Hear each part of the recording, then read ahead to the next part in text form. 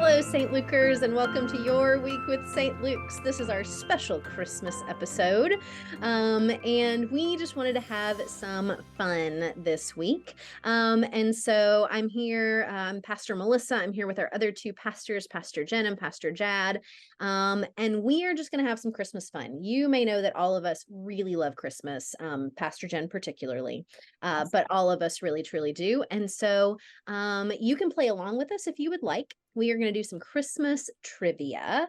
And so we've all pulled some different trivia questions to challenge each other with. So this is just going to be a fun Christmas conversation. All right. Not competitive at all in any way, shape, or form. No. We're not going to keep score. There's no bragging rights. You can keep score, you listeners. I'm dyslexic. I can't. Yeah, count. maybe whoever keeps score and figures out who wins can get a special Christmas treat. I don't know what that would be. I'm making promises. All right, who's going to go first? I'll start with one that I know all of us will enjoy. How long ago did the Rockefeller Center Christmas tree start? Oh, that was from last year. Was it? Yeah. It was like the 40s, wasn't it? Can't remember. Oh, I have no idea. And that involves math.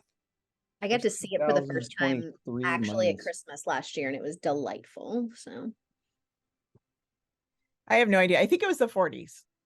I think Jad's right. A little earlier, 1931. It dates back to 1931 when workers at the center pooled their money to buy a 20-foot balsam fir they decorated with garlands handmade by their families. Oh, that the comes largest with tree that they have had was in 1999 that was 100 feet tall. Wow. 41. Got to remember that for next year. Okay, speaking of trees, I have one. Ready? Oh. The first artificial Christmas tree was made in the 19th century using the feathers of what bird? Using the feathers? I'm going to guess peacock because there's a lot of peacock things that somehow show up at Christmas. I was going to say peacock, but then I thought turkey because we just slaughtered the turkey for Thanksgiving. And now we got all these. It was so ugly. Turkey feathers. Hysterical. No, it's goose. Oh, that also makes sense. Okay. Yeah. They slaughtered some gooses too, I think. Goose eyes? Goose? Right. Isn't that the whole thing, like the Christmas goose? Yeah. Right. Yeah. This is not one of my questions, but speaking of artificial trees, do you know that you can determine the age of an artificial tree depending on how many layers of duct tape are around the box? Yeah. Count the rings. Count the rings of tape. Just count the rings. That's funny. Yeah.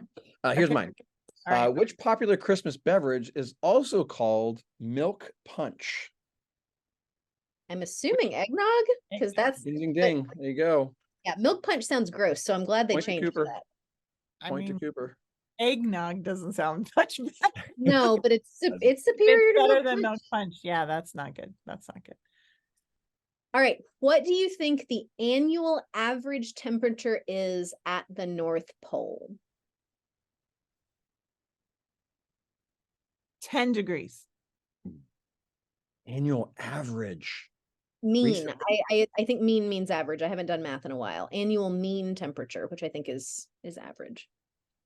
I'm going to say 24 degrees. It is. I need to look this up. This is on countryliving.com, so someone can double check this. It says it's 40 degrees below zero. The average, because it's so much colder when it's, North Pole when it's colder. Yeah. Crazy. Yeah. Right. There's a guy who's on social media who's a researcher down on the South Pole, and he posts all kinds of amazing videos because it's summer down there, so he can like walk out for a few minutes and not die. It's just absolutely amazing. He does a one where he walks around the world. He's like, I'm gonna walk around the world because he's on the southernmost point, and he just walks around the pole. That's where all timelines come together. Anyways, it's cold. That's cold. That's like, can you live in? Anyway, okay. In the 1964 classic, Rudolph the Red-Nosed Reindeer, what was the name of Rudolph's faithful elf companion? Yeah, I don't. Bonus points if you know what occupation he wanted to be. Dentist. Oh, he wanted to be a dentist. Yeah. Oh, what was his name? Because we did this last year. That's the only reason I know this. This was not Yeah. part of my childhood canon. What? I know. I don't know how I missed it. Talk about that too. Like, But I I- knew he was a but I- dentist, but I can't remember his name. Or he wants to be. Because that's how they get out of it with the monster, right? I'm a dentist. Right. Hermie. His name's Hermie. Hermie. And That's the right. dentist. We had a great Hermie last year in Rudolph. Yep. This one might be easy, especially for Jen. Okay. How many ghosts show up in A Christmas Carol? It's a trick question. It is a trick question. 4. That's right. That's right. Yep. Makes me think of how many people were on the ark. People are like 3, 4, 8. Oh, I've got 2 really good ones. Go, Melissa. I'm so Go ahead. excited. Okay. This is what famous Christian reformer is credited, this is hysterical, with being the first person to put lights on a Christmas tree. That's so good. I mean, Christian reformer. Yes. I mean, Martin Luther. He was German too. No, Melissa. that's wrong. I'm No, I'm not gonna thinking- say. I'm letting you both. I feel like Calvin is too much of a curmudgeon to be Calvin. I would Zwingli love to sounds go like a John guy I would Wesley, but party he with. was also a curmudgeon. But I'm gonna go John Wesley. It was Martin Luther. Oh, Isn't I'm that out. great? done. I know, man. That was good. That was a good question. Good Okay. question. All right. okay. I got one. Okay, so there is a Christmas Carol that has been played in space. What Christmas Carol was played during NASA's Gemini 6A space flight? Silent Night.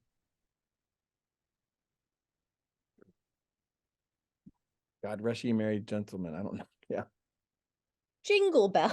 That's not a. Jingle bells. That's a. Is that a The Jingle Christmas Christmas bells. song. It's a Christmas song. See, Astronauts played it on harmonica, backed by miniature sleigh bells, and those instruments are now on display at the Smithsonian National Air and Space Museum. So, Hey, bell choir. Look at that. Okay, Bell here I got choir in another space. Christmas tree. Okay, ready? What environmentalist U.S. president banned Christmas trees at the White House? oh, that was Gerald Ford, right? Oop. I mean, which president was an environmentalist? Jimmy Carter? Is the same one that put solar panels on Yeah, the Jimmy Carter White put House, I solar think. panels on the White House. Wasn't Jimmy Carter. It wasn't George Washington because the White House wasn't built yet. right, Come right. on, environmentalists. Oh, presidents. Teddy Roosevelt? There you go. Oh, earlier, Roosevelt. different environmentalist. I was thinking differently. Yep, Yeah. He's preservationist, right? Yep. All right, in Home Alone, great Christmas movie. Where are the McAllisters going on vacation when they leave Kevin behind? Paris. Yeah. Easy one. Come on now. All right, one more, Melissa. What was the original name of The Night Before Christmas? A Visit from St. Nicholas or Santa Claus. Correct. Oh, yeah. He first wrote the poem and read it to his children on Christmas Eve, and a friend who was visiting was so impressed that she sent it to a newspaper who published it the next year in 1823. Okay, let's play. What's your favorite? Let's Okay. stop here. Let's tell a little bit about ourselves. What's your favorite Christmas carol? Carol, not song. My gosh. Go Tell It on the Mountain. I just love Go Tell It on the Mountain. And I think it's one we don't use often enough. And Go Tell It on the Mountain implies incarnational atonement also, to go back to our last Christmas Eve Very one. Last week. Yeah. Good callback. Extra points for callback. Mhm. I could be controversial and say my favorite things from The Sound of Music. A lot of debate right now. A lot of debate right now. Is it a Christmas song? Isn't it? A Christmas Carol. I said Carol. Oh. I guess since we work for a church, she wants us to talk about the church songs, but The church thing in there. So I guess I guess because the context where we sing it in, Silent Night, is really powerful. But Oh Holy Night, again, I lean towards Holy Night because of the conversation we had last week about incarnation. Yeah. That was 3. So I'll stick with that theme, and Love Came Down at Christmas. Love all lovely, love divine. Love was born at Christmas. Star and angel gave the sign. Yep. Yep. Okay. So then what is your favorite Christmas gift memory? I think I've told this one before, but I'll tell it again because if you haven't been with us in the last couple of years, my favorite was Christmas morning as a kid. I got up and was so excited because when I walked into the living room, there was a big red, looked like a big red bag in the middle of in front of the Christmas tree. And I thought Santa had accidentally left his whole bag of presents in the living room, and I thought I'd hit the jackpot as a child. I was just like, you've never seen a child's face light up quite this much. And it turned out that Santa had brought me instead a big red beanbag chair, which was great, which was a wonderful, wonderful gift. All of the toys in the world. But it didn't quite hold up to the other perception that I thought I had. Have I not told this story before? I do not remember this story. I think it may have almost made it into like 8 sermons, or it has made it somewhere. But yeah, so that's a classic. Do your parents know this story? Oh yes. Oh, they tell it. They tell it often. That's really. They were like, well, funny. Didn't expect you to be that disappointed on Christmas morning.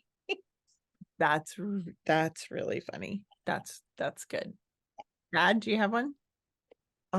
We have a tradition growing up, and with the white envelope gift that's in the tree, and it's usually something that's unbelievably poignant, that a gift that's been given in our name to something. And I just remember, I don't remember the specifics, but I just remember the room is destroyed.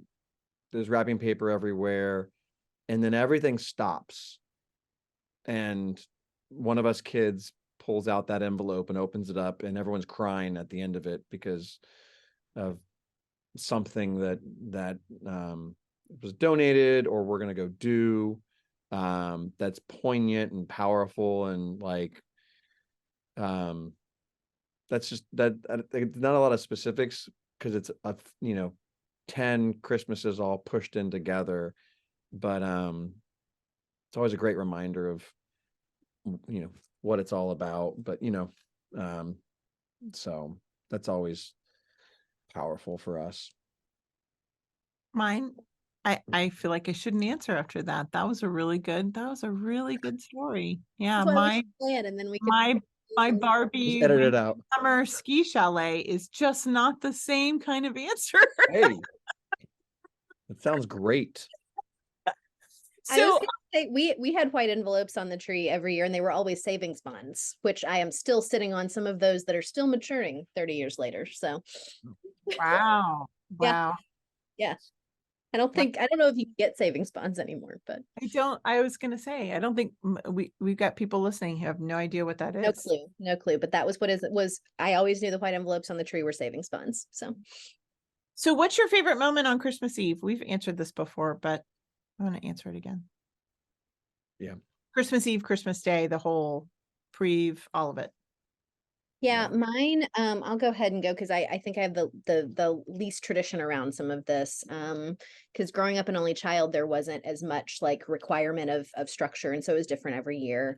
And when I was growing up, we shifted when and where we did things, just because as I got older, I wasn't waking up early. Nobody else wanted to wake up early. So we would start, opening presents on Christmas Eve rather than Christmas morning. And so I think that it was just always a little bit different. And there was something nice about being a small family, and we could just kind of do what felt right in the year. And so that has been really nice. Now that I'm married into a slightly larger family, my husband is still an only child, but there are actually cousins in that family, and others. There's a lot more tradition around things. And it sounds really silly, but one of the things we did before Will's grandmother died is Christmas Eve dinner was always Red Lobster. And that's where she wanted to go. Yep. Um, and so Grandma there wants, was grandma just gets. something fun. And my in-laws and that family was also always very intentional when we would be at Red Lobster on Christmas Eve to tip the staff really well who were there, to be as generous and kind and loving to the people who were serving us. And so that even though it was only maybe 5 or 6 years, because she's gone now, and so everything is a little bit different there too, that we would be home for that. There was just something really special about Red Lobster on Christmas Eve with the Coopers. So I think of two when my sisters and I were right getting into college, maybe my little sister was still in high school, our parents stopped giving gifts and we started going on mystery trips. We had to finish Christmas Eve. My dad was a pastor. And then next morning we opened a gift that was a clue to where we were going. And the best one was there was a box filled with Mardi Gras beads, and that afternoon we flew to New Orleans for a week. And so we've continued that. 2 years ago, we told our kids at Christmas, this is the last year we're giving you gifts. So last year was the first mystery trip, and this year is the next mystery trip. And so that's because we want to make memories together, not things. Again, my greatest memory is the white envelope, how we were giving, so that's a cool thing. And then the other one that I love is shifting. This is the first year without my grandmother, and we always would gather together from all, we're all pastors. So the day after Christmas Day, the day after Christmas morning, Christmas Eve, for a really nice lunch together. And this is the first year without her, but we're continuing it. And then we all go back to the house, and one of the kids starts, Leighton or Lily starts playing the piano, and we sing Christmas carols. And my mom still has our stockings. Mine is shredded because it's 46 years old. So those are traditions that we're keeping alive that are great. For me, it was actually, I people know, like, we used to sing Christmas Eve service, my whole family, as the Von Trapp singers. But it was actually when it was just me and my mom and dad, and the other kids had moved out of the house. My dad, and then my dad and my mom would finish Christmas Eve service, and it would be like, I don't think maybe we had 11 o'clock, but it was late. It was late. And we would pack in the car and we would drive to wherever Annette was, my sister was. So we'd either drive to Orlando right here, and we'd go to Jad's house to Banyan Boulevard, because they had, little one, Kyle, my niece, my nephews were being born, or we would get in and we'd drive all the way to Tallahassee. But I remember being, when we drive to Orlando, I'd sleep in the back of the car, and we'd get to off the turnpike and drive down Apopka Vineland, which was not the way it is now. It was curvy and windy and dark and pull up. And so it's kind of cool now to go and visit and leave. My kids are not going to be with us. The two older ones are going to be with their significant others' families. And I told Sam, I was like, we could get in the car after Christmas Eve and just go to see someone, because I remember that. And it's weird to be now our home is in the same place that I used to travel to as a kid. Just that whole like Wow. circle thing. It's really, really, really cool. So yeah, it's neat. Yeah. And we're trying to figure out what does it look like to do Christmas? You know, what are our new traditions going to be? So it'll be interesting. It'll be fun. So next week, Christmas is gone. We hope you have a wonderful Christmas. We hope if you've listened to this, you've had an amazing season.